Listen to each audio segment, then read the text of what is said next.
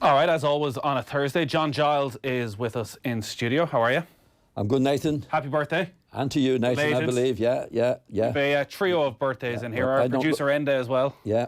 Well, I don't look forward to mine. I think you look forward to I'm not looking forward to mine. I certainly don't like looking at Enda at 24. It depresses the hell out of me. We won't mention any ages, John, but there'll be a big party next year, I suspect. Yes. Everyone's all being well, Nathan. If we're all still here and well, yeah. The last time I saw you, actually, you were heading off to Leeds the next night because Leeds were celebrating their 100th anniversary. Yes. And they were bringing back a whole host of the great players. They were bringing back players from the 50, 60, 70 days up to the present day. So, well, there weren't that many. There was a couple of lads from the 50s. Actually, Jack came as one from, well, he was there. He didn't come to do. He hasn't been that well as one from the 50s, 60s. But he managed to make it along. No, he didn't actually. Okay, no, he wasn't well enough, Nathan. But he was one that they put in the 50s group because Jack was there 50s, 60s, 70s. So there was quite a lot of lads from my time, between the 60s and 70s. Eddie Peter, Gordon, Joe Jordan, Gordon McQueen, Eddie Gray, Peter Lorimer, Trevor Cherry, Terry Cooper. So it was and then they had quite a few from the time they won the league, and was it the 90s with Howard Wilkinson. Gordon Strachan. But they did it very, very well, I must say. It was a very, very good night, and they handled it really, really well. Yeah. Do you get to see each other often as a group? No, every now and again, Nathan. Probably mostly at funerals now than anything. So it was good for all the lads to get together on that, and they had it. We had a good day. Yeah. And a good night. And a good night. Yeah. And you'll be getting together again soon? Yeah, well, I was saying before the show, Eddie Gray was telling me, Eddie went down with a couple of the lads to see the Lord Mayor on it, and apparently they're giving the Revy era lads the freedom of the city. Brilliant. Yeah, so it's that'll be another day out. It's supposed to be sometime in December. Great. So that'll be a good time to get together again. You're already a free man of Dublin. What? Any idea what the freedom of Leeds will entitle you to? I don't know. Apparently, there was Winston Churchill was given the freedom of Leeds. So I haven't heard anything about it before. Right. So you'll be in good company. Big company, yeah. And with the current Leeds squad there, did you get to meet Marcelo Bielsa? No, he wasn't there. Okay. I think he turned up for a short spell. I think he's a bit odd like that because the young team were there, but only for a short time. They didn't stay for the night. But apparently he was there in a tracksuit. That sounds. Because supposed to be a black sounds top. about right. Yeah, but I didn't see him. Okay. I saw a few of the young players. They had a photograph taken with everybody, all the players that were there on the night. One big picture. So the present team were there. And obviously then a few from the previous times. I'm sure you've been asked this before, but when you go through that storied history of Leeds, who's the one player that stands out? For Leeds? For Leeds. Well, I'd say if there was a vote cast, I think there have been votes cast. They've had the best team in that, but I'd say John Giles would win the solo. Right. I think so. Like, John didn't play in a team when Leeds were doing well. I mean, he got them promotion. But we were spoken about him before. I saw him playing. Actually, I played against him when he came back from Italy near the end of his days. But at his peak, 200 million, no problem, Nathan. I think he scored 46 goals before the last season, before he went to Italy, in a team that just avoided relegation. It's not bad. He was a phenomenal player. You know, he was, I think, a big, strong lad. Centre half, he could play in his sleep, you know, but he was too, like they still talk about him in Italy, you know, for what he did there. Now, apparently when he went to he was in Juventus, wasn't he? He went to Juventus, and like 20 years after him being there, he was mobbed in the streets. Wow. Going there. Now, he was a great player.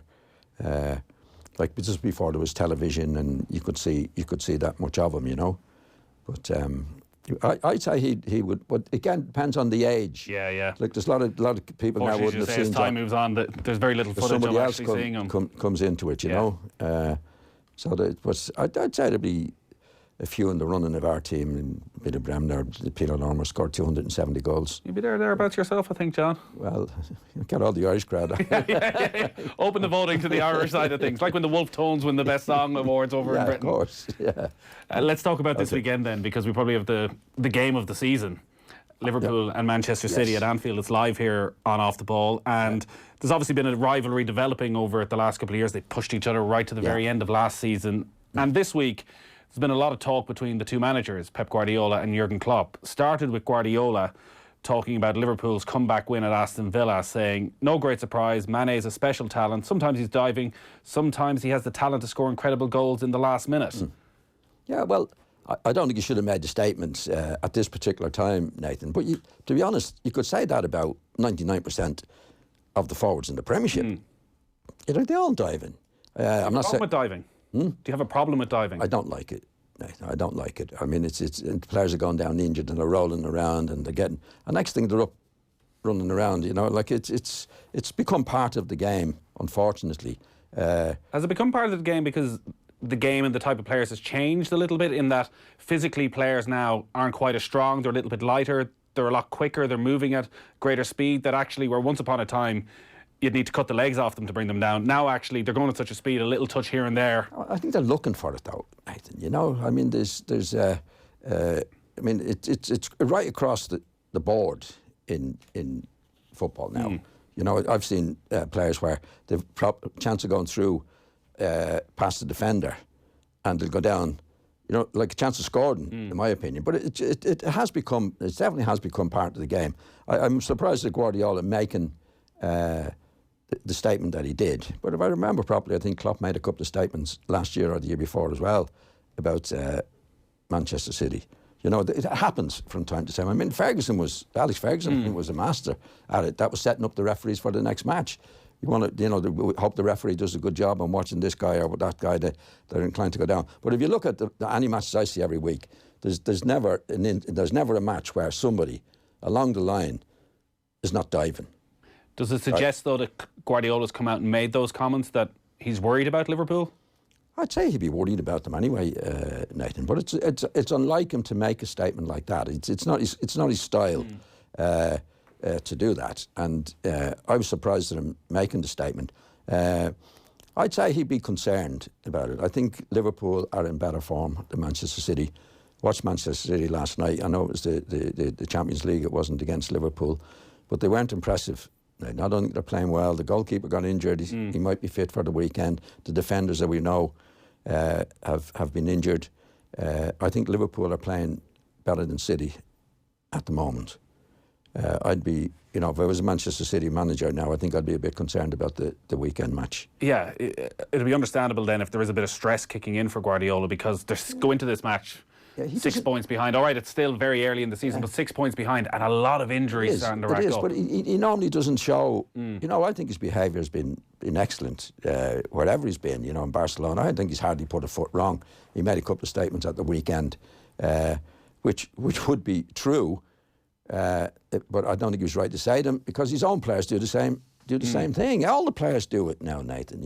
And there's no doubt. I've seen Sané dive a few times, but I've seen Aguero dive. I've seen some of the Manchester City players. There's no manager can really complain, in my opinion, in the Premiership about the opposition diving. They're all at it. What are you expecting from this game? Because over the last couple of years, I think technically they've been probably as good as we've seen in the Premier League. They've gone at it, like the quality of football has just been right up there. With the injuries Manchester City have, do you think they approach this game slightly differently going to Anfield? That actually... I don't think so, Nate. I don't think Guardiola will approach any game differently to the way he believes it should be done. And certainly his record shows that. When we've seen him for a good few years now. I've never seen him go into a big match and play defensively. I've never seen him do anything but do what he believes to do. And he's been at Anfield a few times now, and he's always gone out and believed this is what we're going to do. I think the problem is now that he has injuries. I think De Bruyne, for example, and I hear him being raved about by a lot of people. He's the best player in the Premiership. He was 2 years ago. He hasn't been since. You don't think he's back to that level? No, nowhere near, Nate. And the way he's playing too, he's the type of lad, he seems to be very temperamental to me. If somebody makes a mistake, he's throwing his arms up in the air, and it's never his fault. You know, I hate to see that in a player. I mean, what players should do, if somebody makes a mistake, you can give him a bit of a telling off close to him and nobody knows anything. But this waving their arms, and he's doing a lot of that. He seems to have gone very temperamental, if that's the right word. You know, shrugging his shoulders, but he's not doing the business the way he was doing it a couple of years ago. Definitely not. And they've lost defenders as well. I don't think City are the team they were at their peak last year or the year before. And I think Liverpool have actually improved. You know, I think Fabinho in the middle of the field has become a proper midfield player. When he got into the team, he wasn't. So I think they've more going for them, Liverpool. I definitely wouldn't back against them in any way at the weekend, because I think they're missing players. I watched them last night, City. I know there was a Champions League and they look odds on it, but they didn't play well. They didn't play with the drive that you would expect them to play with. Liverpool not keeping as many clean sheets as last season and have gone behind consistently over the past few weeks, but have always managed to turn it around and have ground out results, as they did at the weekend against Aston Villa right in the final minute. What do you put that down to? Is that just the character of the squad? Is it the way Jurgen Klopp is setting them up when they go behind, that they can force themselves back into games time and time again? Well, I'd look at it. There's two ways you can look at it. Why are they losing the goals? You've got to look at that first. We'll go on that first then. Why are they losing the goals? Well, they're playing this high line. I think we spoke about this early on in the season. If you look at the goal against Aston Villa last week, I think the free kick was, say, 30 yards out on the left wing, right? Now, they were on the edge of the box, Nathan. So that's 18 yards to 30-odd yards. How much is that? It's very little. Yeah. Do you know what I mean? Like, and when it went over their head, they're running back towards the goals when they scored. And they do that. They've been doing that since the start of the season. A lot of times you get away with it, but it doesn't. You don't get away with it all the time. And I think it is a fault in their game generally, right? The other one was a few like that, but definitely getting, even in general play, getting like the old offside trap. And I don't think there's any need to do it. You know, if they've got defenders at the back, like Van Dijk, who are quick, all they've got to do is stay goal side, and they'd be a couple of yards ahead of the forwards when the ball goes over their head. I don't know why they do it, but they have been doing it. And if you watch out for free kicks in that position, they're not the only ones. There's quite a few clubs doing it now. It becomes fashionable to do these things. But the Villa was a perfect example of having a line too high. Because once it goes over your head, you see, once you have defenders, when they defend the goal, are facing the ball. Forwards are facing the goal. So if there's a run on the ball, to the ball, the forwards will always be favourites. Not just, they weren't, I think it was the defender scored, but the lads who are attacking. So I'm surprised at them doing that. But as you say, they have played really, really well in getting back into the game. They played it like Fergie, right? Because what Fergie was great at, and he used to call Fergie time, he obviously insisted that the players keep doing the right things. It's very difficult to do that, Nathan. When you're playing in a match like Liverpool played last week, expected to beat Villa, and they're one down with time running out. Because what a lot of teams used to do in the past, or still do, they put the big centre half up and they start lumping it in there, right? Now, I've often said, well, if that's the way to score a goal, then why don't you start doing it that way? You don't have to wait to be a goal down. But what Ferguson did was to keep with Beckham and Giggs at that particular stage. Stay wide, keep getting it out to him, keep playing. In other words, what you do, what's good for the first 5 minutes is good for the last 5 minutes, if it's the right thing to do. And that's what Klopp has done. Liverpool, and Klopp, obviously, is the manager, has done that particularly well. You don't just get these late goals, Nathan, without keep doing the right things. Because what happens with the opposition, they're inclined to sit back as well. You know what I mean? Because they get a bit nervous and they sit back. So you have to take advantage of that by keep playing, doing the right things. Is one of the ways that Klopp has actually taken advantage of that by playing that very high line, that actually they're keeping some, like Liverpool often have all 10 players in the opposition half of the pitch, that actually they're committing so many men forward that they're pushing the opposition back, that there's simply no way the opposition can get out? Well, you can get out with one ball. You can always press the opposition, Nathan, without getting too high. You know what I mean? But if Liverpool have so many men pressing their defence, but does the defence have time to play that one ball that you're talking about? Sometimes a clearance will do it. Just because you're attacking, like the defenders have a job to do, which is to balance it by staying in the right position. That if and when it breaks down, that's what defenders have to do. They have to look at the worst. They can't just say, right, we'll press forward, and because it depends if they get a ball on the edge of the box and somebody just gives it a half lump down, you'd be caught out. doing it. You know, there's a way of doing it without putting yourself, all the best teams, just because you're pressing the opposition doesn't mean you have to leave yourself exposed at the back. You know, there's a way of doing that. You can still press and press without being exposed. And that's what, like when Liverpool are attacking, they are pushing up, right? Even before they get the ball. You know, it seems to be they're going to push up, and that's okay if you keep winning the ball all the time, but you're not going to win the ball all the time. Sometimes you're going to lose it, and now you're ahead of where you should be. One ball over the top, and it's a race for the goals. And you've watched teams now that are not good teams play against them, and they've had a few chances. They haven't really, nobody's really taken advantage of it except the free kick last week, which is a different thing in many ways. But there's nobody really taking advantage of it. Those last 2 or 3 games where they have come from behind and where they've kept doing the same thing, so much of it has come through Fabinho, where a cross comes in, it's cleared out, he picks it up, recycles it quickly, gets it out to the full-back who sends it back in, doesn't work, he does it again and again. Well, it suits Fabinho, Nathan, when you are attacking and you have people defending. I'll tell you why. Because if you have the ball at the back, the hardest thing for a midfield player is to get a position because obviously you're facing your own goal. You know, if you're the other team's attacking, you're getting back, most of the time you're facing your own goal. So when you get it, now you have to turn on it. And the hardest thing in football as a midfield is getting turned to see where you want to be. But if you're on the attack all the time, now you're everything's in front of you. Everything's in front of you. So if the ball comes out to Fabinho, he can see it before he gets it, and he's able to distribute it. Obviously, a good distributor of the ball when he can see it. The harder part in playing in midfield is getting in his position to turn to distribute. And do you think he has that in his locker? Not so much. Not so much. He's not the only one now. It's because the hardest thing in football is getting turned or getting in the position where you receive the ball where you're already turned. I don't see him doing that. Well, I don't see very few midfield players actually. Most of the midfield players get the ball now, and it's safety first. They're giving it back to the fullback. And there's times I must say, turn on it. You know, once you turn on it, then you're facing where you want to be, Nathan. Because you can get. I've seen it sometimes. If the defender gets the ball, knocks in the midfield player. He should get turned on it. He doesn't. So you're starting all over again. You 6 or 7 passes across the middle of the field. We see it, defenders, and nothing's happened.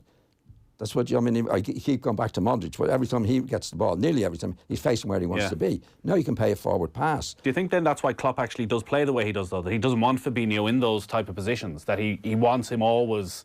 No. Because if there's certain games that you're not going to be on the attack. There's sometimes Liverpool played the other team's attacking. Now you have to do the opposite. What I'm saying is, I don't think he's good at that. He's obviously very good at picking out the pass when he does get in the right position, which is facing the goal. Usually when you're on the attack, he's not so good when he has to create it. He's better than he was. But if you get somebody like Fabinho, he can pass the ball from A to B if it's on. He's a good distributor of the ball. It's getting into position B is the hard thing.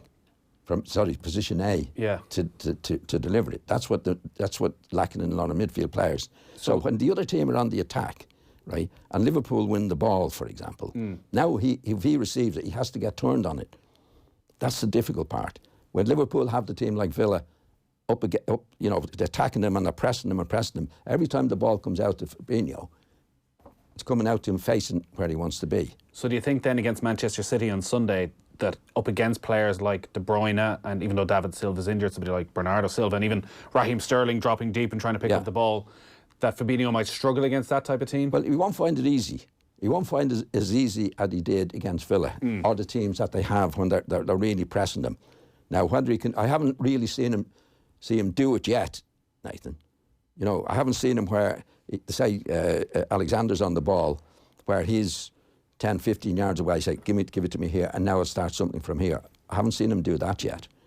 I've seen him do it when they've been on the attack, the ball comes out to him, now he's facing the right way. Again, I just repeat myself. When you're playing as a midfield player, the hardest thing in football, when your defenders have the ball, is to get it and get turned on it. That's the hardest thing. Do you think then, actually, that if that happens in the game and he can't play his normal game and Liverpool end up with, say, Van Dijk getting a lot more of the ball, what do you think Klopp does? Does he tell Van Dijk, give it to Fabinho, or does he actually say, you know what, Fabinho's not very good at that? You just go along, route one. He doesn't have to say it to him because he won't be able to give it to him. It's not that he won't pick up the positions. He won't be in the position to do it. You know, that's the difficult part. See, when say Van Dijk gets it, Like, again, I go back to Modric. Modric would be in a position where he'd say, there, take it, and he's turned and gone. Fabinho won't be in those positions most of the time. He'll just be in a position to knock it back to Van Dijk again. Yeah, he'd be in a position where he's ahead of the ball, like most of the midfield players now. Once you're ahead of the ball, then you get the ball, you're facing your own goal. Now the best thing you do is pass it sideways or back. That's what happens. The big thing in playing midfield is to get turned. That's where you want to be. Get turned. If you don't get turned, then you have your back to the goal where you want to be. You can't see anything. So it's only common sense, Nathan. The more you get turned to see where you're going, that's the best way to do it. All right, plenty more to come from John Giles. 53106, the text number. You can get in touch on our social media, leave a comment and we'll put them to John. Of course, Liverpool, Manchester City live here on Off the Ball from 4:30 on Sunday. We'll take a quick break and then we'll talk about Arsene Wenger potentially going to Bayern Munich.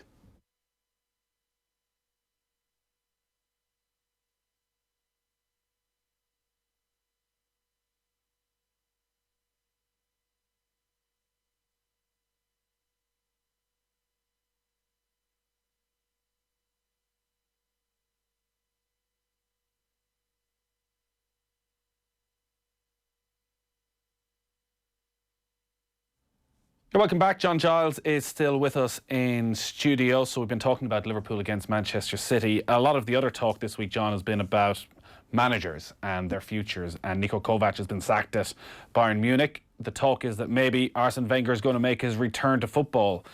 A lot of rumours, a lot of denials. It seems that Wenger wants a 2-year deal. Bayern have denied any interest, but if they do have interest, it seems they just want him as a stopgap till the end of the season. Do you think Wenger still has much to offer at top-level elite football management? I would imagine so, Nathan. But if I were him, I wouldn't take till the end of the season. I mean, that's a very, very temporary business. I mean, his reputation is so high. He doesn't need to prove himself for 6 months. I know he's been out of the game since last year.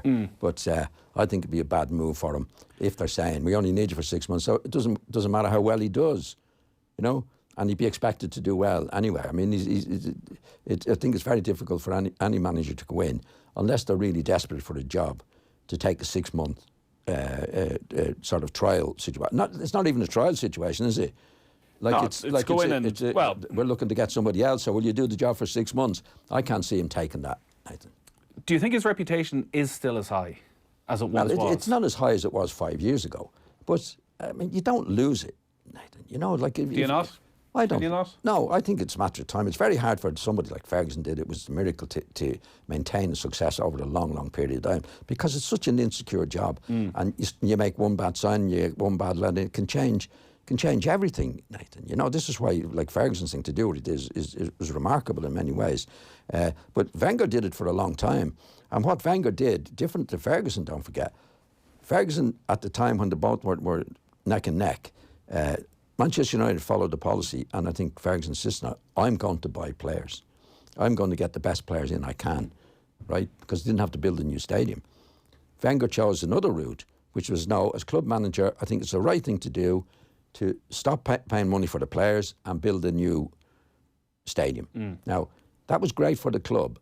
It wasn't great for him, because Ferguson didn't do it. Ferguson didn't. I don't think he would have done it. He was, no, I'm sorry, but I need the money to get the players that I want. So don't forget, they were neck and neck at one stage. And was that a mistake by Wenger? I think on a personal level, it was a big mistake, because he put his neck on the chopping block. He put his neck on the chopping block because he was an ideal manager for the directors. The directors were like, you don't forget, he finished in the top 4 every year, and he did win a few cups and that along the way, but he didn't do what Ferguson did. I mean, he had to sell players, Nathan. He had to sell them, and he couldn't afford to get. Well, that's a well-known thing. He couldn't pay the wages to get the best players in. Yeah, because nowadays you don't get the best players in unless you get the best wages. So, but he genuinely believed it was the best thing for the club. It wasn't the best thing for him. Like, as Ferguson didn't care about. Well, he cared about the club because he was winning trophies. And as far as the supporters, you see, supporters ultimately get you the sack. As far as the supporters were concerned, with Manchester United, when they were having a go at somebody, it was the Glaziers. Never had a go at Ferguson, right? At Arsenal, they never had a go at the directors. Yeah, it was all towards Wenger. It was all towards Wenger, because they blamed him for going along with the directors. So that's the route he changed. So it wasn't that he failed as a manager in many ways, Like near the end, because they were never out of the top four, and of course the fans get used to finish. So it's a big deal getting it done. So we won the cup 4 or 5 times. That's not good enough. That's not good enough for what we want. You know, they would rather. I think if you ask the supporters, would you rather have a new stadium, or an old stadium, or sorry, a new stadium not winning things, or an old stadium winning things? They'd go for the winning things. They'd probably say, why can't we have both? Yeah, well, of course. Yeah. That's what they. I mean, they still have the stadium, but I don't think the manager ever loses it. Well, I don't think so. I mean, maybe they get older and they mightn't be as enthusiastic as they were years ago. But they certainly never lose the knowledge, because it's all experience all the time. And I think, but that's why I don't think Wenger would take this job on a 6-month basis. Things haven't got much better at Arsenal, obviously, since he actually left the club. No, not at all. Unai Emery has come in and he's under enormous pressure. A lot of the speculation is around Jose Mourinho. Yeah. Now, how much truth in this, we're not quite sure. Could Mourinho be a good fit for Arsenal? Well, he wouldn't look as good a fit for Arsenal as he did for Manchester United, because Manchester United are used to spending money and indeed did spend the money.